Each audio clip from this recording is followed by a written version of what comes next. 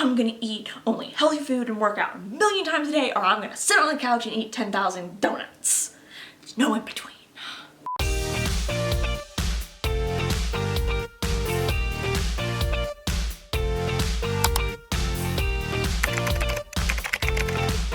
Hey everyone, it's Olivia and welcome back to my channel. If you're new here, thank you so much for stopping by and checking me out. I'm Olivia, as I mentioned. I'm 26 years old and I was diagnosed with autism as an adult, and so here at my channel I try to make videos bringing awareness to both females and adults on the spectrum. I know it's been a really long while since I last posted a video and I'm so sorry about that.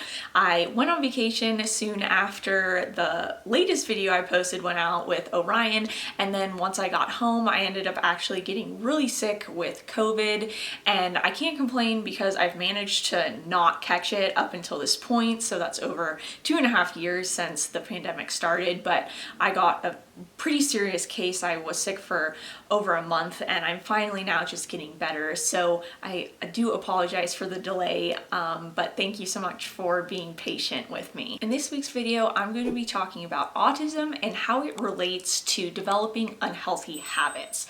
Now, I know everybody has bad habits, but I'm not talking about a bad habit like picking your fingernails or something. I'm talking about truly unhealthy habits, such as eating disorders or working out in unhealthy ways. For whatever reason, autistic brains can become super obsessive and honed in on something very easily and very quickly. And this, can be seen in our special interests, which I'll link up above to a video I've done about special interests if you're not sure exactly what they are. But when we get excited or interested in something, or something's on the forefront of our mind, our brains can, as I said, very easily become very, very attached onto that topic, and we really can't think about anything else other than whatever is on our mind at the moment. Now, even if a topic isn't a special interest in the way that, we love that topic and we're super into that topic and passionate about that topic,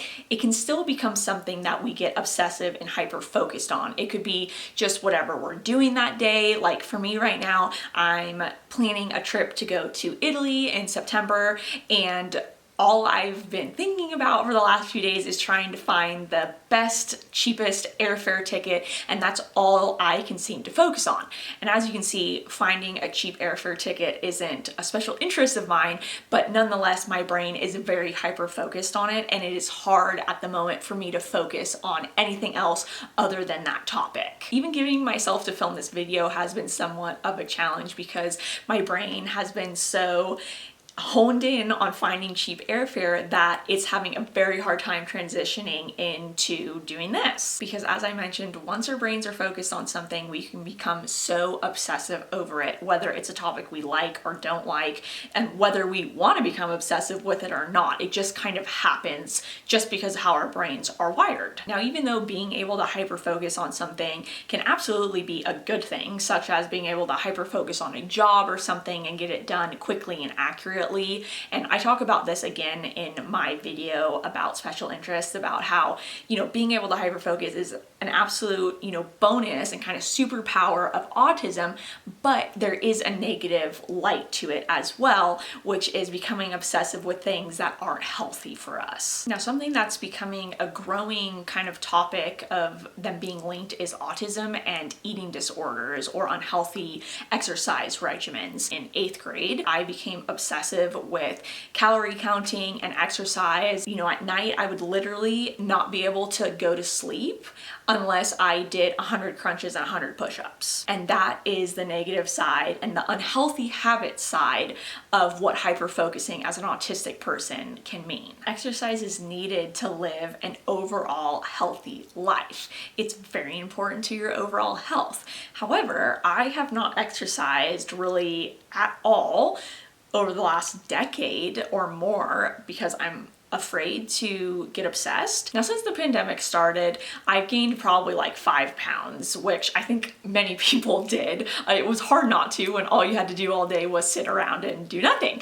But I'd been thinking for the last few months that I'd like to try to lose those 5 pounds, and not even just lose the pounds to lose weight, but just get more healthy. I was reluctant and scared to start, obviously, because I knew I probably wasn't going to be able to be successful in just doing it like an average person. But I actually found the perfect solution, and that is by working with the app CoPilot, which I've been working with for the past couple of months now, and it really has been an awesome experience so far. Now, if you haven't heard of CoPilot, it's this awesome company that helps you create healthy habits by focusing on consistency and small changes. There are many things I like about CoPilot that I'm going to get into, but the first one is probably that it's not focused on weight loss or like transformations. So the fact that it's not about that and it's about creating habits and just a healthier lifestyle is perfect for me and has allowed me not to become obsessive like I was talking about. The other main thing I love about this app, and this is actually my favorite part, it's that it's completely unique to you.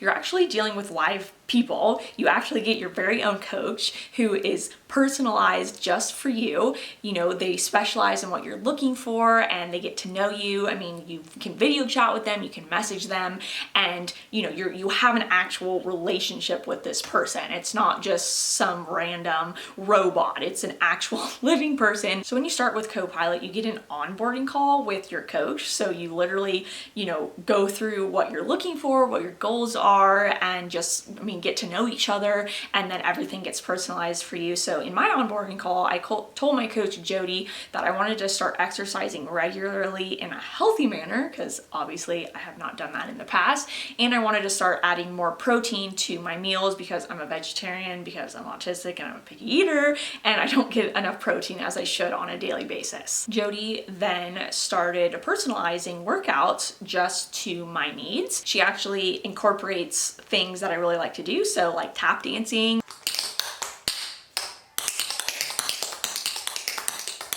and even rollerblading. Jody has been able to keep me accountable. One, for, you know, getting up and actually completing the exercises, but two, the opposite of that, making sure I don't go above and beyond what she has planned for me for the day. When I open the app, I see exactly what I have to do, and it's visual, which autistic people love visuals, and that's great for me too. And it's like, okay, it's not an open goal. It's not like, okay, we're gonna do whatever for 30 minutes. She has told me what I'm gonna do, and I'm gonna do that, and then I'm gonna be done. How the app works itself is super cool too, because you actually have your coach's voice, so my coach Jody's voice, telling you what's coming up next. Up next is 30 seconds of leg cross body stretch. And visuals on how to do whatever exercise in case you don't know how to do them. I went on vacation soon after I started using the app, and Jody was able to create small, like 15-minute workouts that I could do on vacation with just my body weight. And you don't actually need any equipment to start CoPilot. You literally need nothing. You can do it all just exercises with your body weight. If you do have, you know, things such as dumbbells or whatever it may be, your coach can incorporate them into your workouts. Like for me, I have some 5, 8, and 10-pound dumbbells, which Jody works into my workouts. And then obviously I have tap shoes and rollerblades, but like say you had a treadmill or whatever, they can incorporate that into your workouts too. I highly recommend CoPilot. I truly have been having a blast, and it's something for the first time in my life that I've been able to do consistently without getting obsessed. If you've been in a similar situation, or you are in this situation and you'd like to try to check out CoPilot, I've included a link down below in the description box, which you can click, and it will give you 14 days free. And it's available on both iOS and Android. Now, obviously, I just mentioned I've not been able to work out without it becoming unhealthy, and here's why. I'm not going to get into the nitty-gritty details on how autism and eating disorders are linked. I'm going to leave that to the expert, which is my friend Olivia. We actually have planned on doing a video on this topic. We've just been conflicted in scheduling, but it's planned, so it will come. But in the meantime, if you want to learn more, go visit her channel. I'll link it down below because she already goes into depth about this. But basically, as I mentioned, because our brains are so good at fixating on things, if we become fixated on dieting, such as calorie intake or whatever it may be, we can be super successful at sticking to a regimen because our brains like regimen and routines. We can be very, very successful at sticking to 1,200 calories or whatever it may be, and we can be successful at losing weight, say, but then we can't stop. I, like many other girls on the spectrum and just girls in general, I had an eating disorder growing up. It was never diagnosed, but looking back on it, it absolutely was an eating disorder. I became obsessive with calorie counting and exercise, and I became too thin, and I could not stop. I could not get my brain to stop counting calories. I could not get my brain to stop me from like guilting myself into working out. I found myself in that unhealthy pattern in 8th grade, and that's when I lost way too much weight, and I've struggled with it on and off at different times in my life since then. And because of that, I get very, very scared of when, say, I, maybe gain a couple pounds and think about, well, I'd like to lose those extra pounds just from a health standpoint, because I know, it's a pattern that if I try to diet, I can go from 0 to 1,000,000 in like 1 second. So I'll be like, okay, I'm just gonna, maybe cut back on eating and eat a little healthier. And then the next day, all of a sudden I'm like, well, I can't eat this. And oh my gosh, like, how dare you eat that? You like pathetic person. And it goes from, like I said, nothing to something huge and obsessive and unhealthy very quickly. Our brains are very black and white. It's either, all or nothing, 100% or 0%. There is no in between. There's no gray area. There's no like, oh, well, I'll eat a little healthier and maybe, again, not eat 10 cupcakes a day and work out a little bit. It's either like, I'm gonna eat only healthy food and work out 1,000,000 times a day, or I'm gonna sit on the couch and eat 10,000 donuts. During that time in 8th grade, I also became very obsessive with exercise, as I mentioned. I ended up hurting myself because of it, and I have a back injury.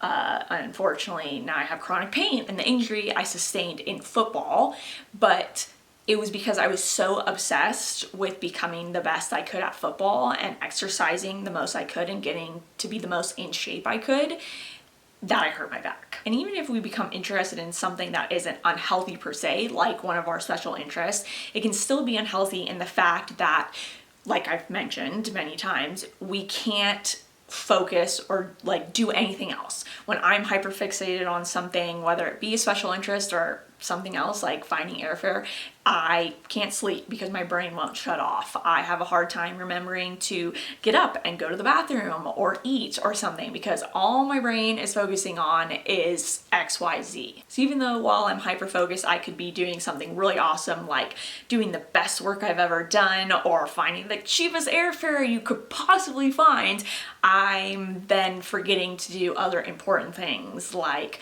chores or other things that need to get done, like work, and as I mentioned, like even going to the bathroom. The last one has actually caused me to get a lot of bladder infections in my life because I'll literally forget that I need to go to the bathroom, or I'll know I need to go to the bathroom and purposely ignore the signs because I just want to keep doing whatever I'm doing. So yes, as you can see, being able to hyperfocus is definitely a superpower for your autistic brain, but it can have some negative side effects, such as becoming very obsessive and building unhealthy habits very quickly. I really hope you guys liked today's video. I know it's like kind of an interesting topic, but I thought it was one I should talk about, especially since CoPilot came into my life. Anyways, thank you again for tuning in. As always, God bless you guys, and I will see you soon. And don't forget to check out CoPilot. I truly highly recommend.